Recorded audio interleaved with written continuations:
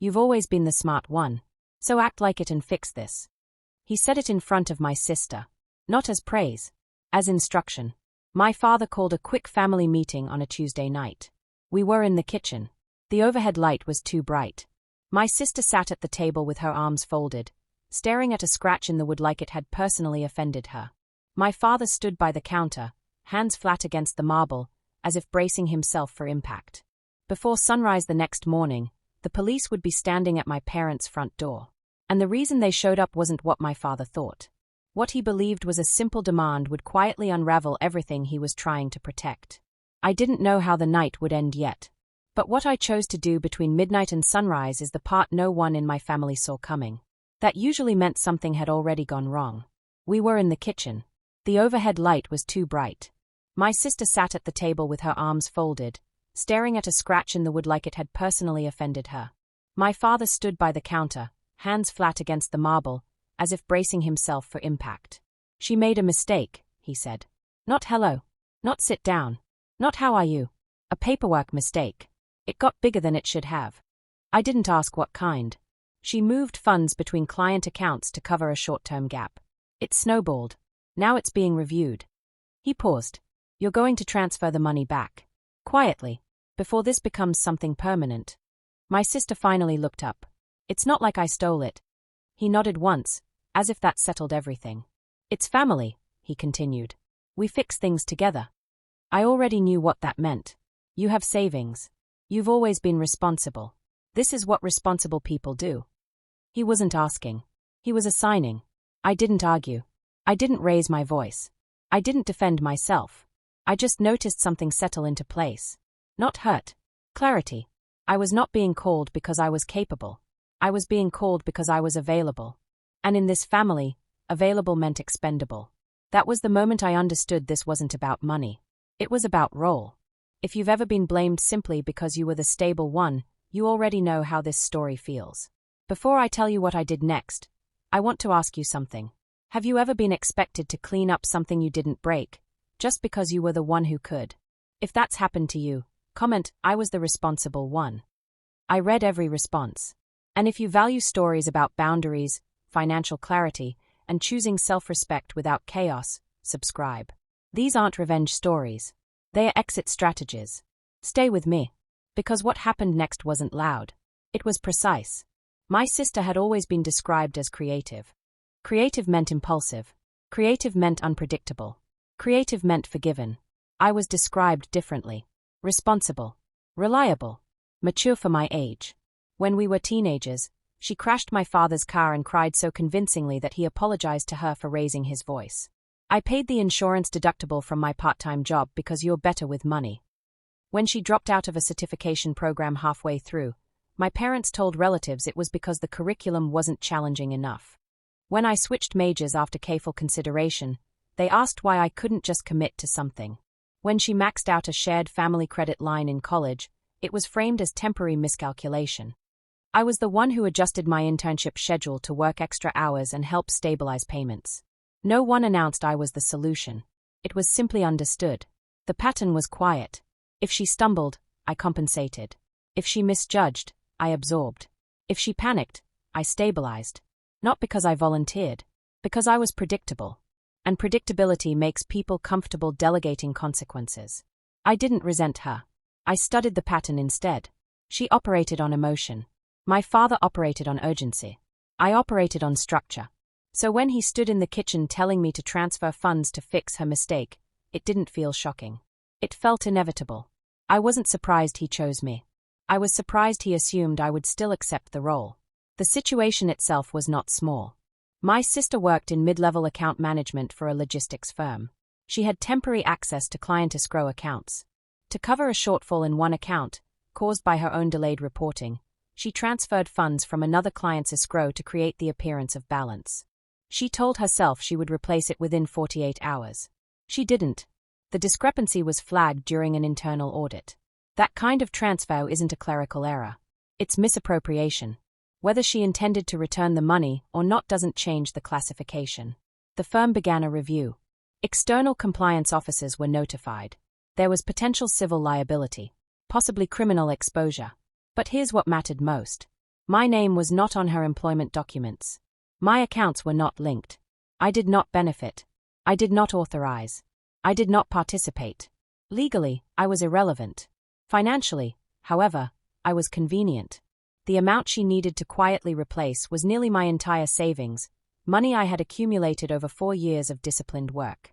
Replacing it wouldn't erase the audit trail. It would simply shift the burden from institutional investigation to my personal depletion. That wasn't repair. That was redistribution. People assume silence means weakness. It doesn't. Arguing invites escalation. Emotion fuels coercion. If I had protested loudly, the conversation would have shifted from logic to loyalty. You don't care about your sister. After everything we've done for you. Family comes first. They weren't asking. They were assigning. Assignments don't respond to emotion. They respond to compliance. So I didn't yell. I asked one question. Are you saying you expect me to transfer the full amount? My father nodded. Yes. Clear. Clarity is useful. Because once a demand is stated plainly, it can be evaluated plainly. And I had no intention of funding a crime I didn't commit. Over the next 6 hours, the language shifted. First, it was responsibility. You're the stable one. You always land on your feet. This won't ruin you. Then it became urgency.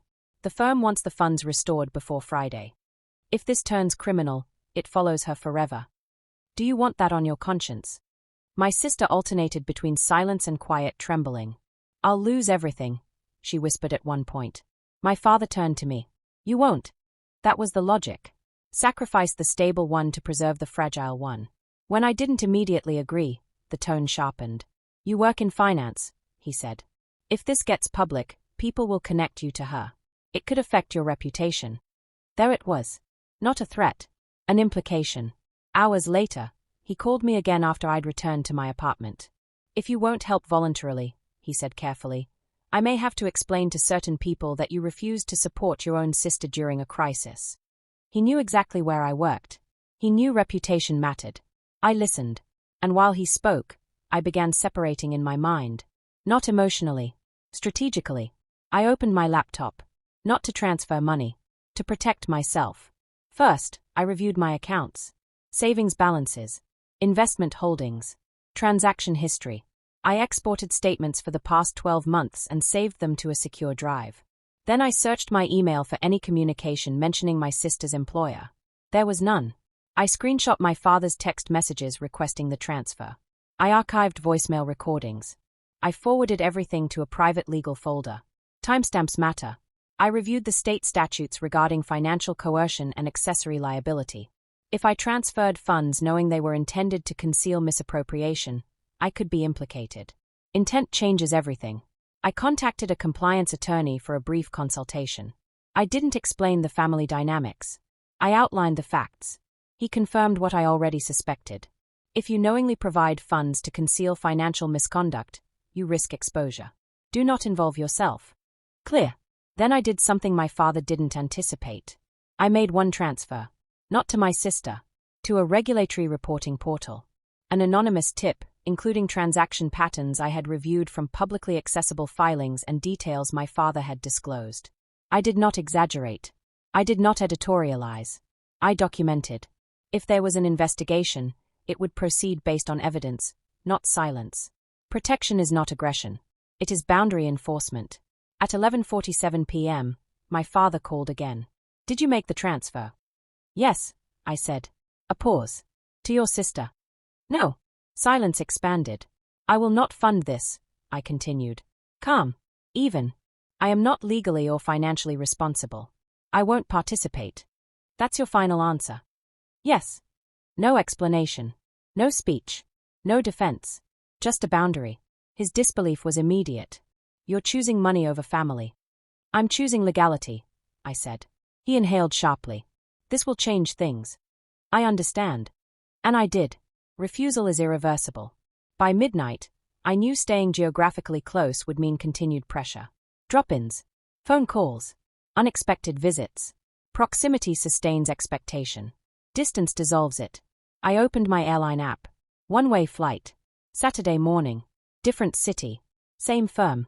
Internal transfer opportunity 1 had postponed months earlier. I emailed my manager before I could reconsider. I'm ready to relocate if the position is still available. Then I contacted my landlord about lease reassignment. I packed methodically, not frantically. 2 suitcases, documents folder, laptop. I didn't announce it. Decisions don't require audience. They require execution. The police knocked on my father's door at 6:12 a.m. I know because he texted me. What did you do? I didn't respond. An investigation had been initiated overnight after my report triggered a compliance escalation already in progress. Apparently, the firm had received multiple internal flags. Mine wasn't the beginning. It was confirmation. By afternoon, my sister had been placed on administrative leave. Her access revoked. Devices surrendered. My father called repeatedly. You've destroyed her future. No, her choices did that. I observed updates from a distance. Legal counsel was retained. Settlement negotiations began. The firm filed formal documentation. Relatives began calling. Why didn't you just help quietly? Because quiet help would have made me complicit. Distance protects clarity. From 3 states away, the noise felt smaller. Without proximity, their urgency lost force. No one could stand in my doorway. No one could demand face-to-face compliance. Consequences unfolded without my intervention. I did not rescue. I did not advise. I did not absorb. For the first time in my life, the outcome of her actions belonged solely to her. And the silence that followed was not hostile. It was neutral. Neutral is peaceful. At the airport, I turned my phone to airplane mode before boarding. Not dramatically. Deliberately. The gate agent scanned my pass. The terminal buzzed with ordinary departures. No one there knew my history. No one there expected anything from me. I removed the house key from my keychain. It had been there since college. I placed it in a small envelope and dropped it into a mail slot addressed to my parents' house. No note. The plane began to taxi. Movement felt controlled. Not rushed. Not reactive. Just forward. People think walking away is dramatic. It isn't. Staying in the wrong role is dramatic. Absorbing consequences that aren't yours is dramatic. Performing responsibility on behalf of others is dramatic. Leaving is quiet. In my new apartment, 3 states away, I rebuilt routines. Morning coffee. Commute. Work that reflected my effort, not someone else's damage. My father sent one final message weeks later. You made your choice. Yes, I did. I chose legality over loyalty. I chose distance over coercion. I chose safety over approval. I did not ruin anyone. I removed myself. There's a difference. Family roles persist only when someone agrees to play them. I declined. Not loudly. Not angrily. Just once. And that was enough. Some inheritances are financial. Others are behavioral. I kept my savings. I kept my record clean. I kept my name separate from a decision I didn't make. That's what I walked away with. Not revenge. Not victory. Ownership. And ownership is irreversible. And if you're still wondering whether walking away cost me everything, it didn't. It showed me exactly what was never mine to carry.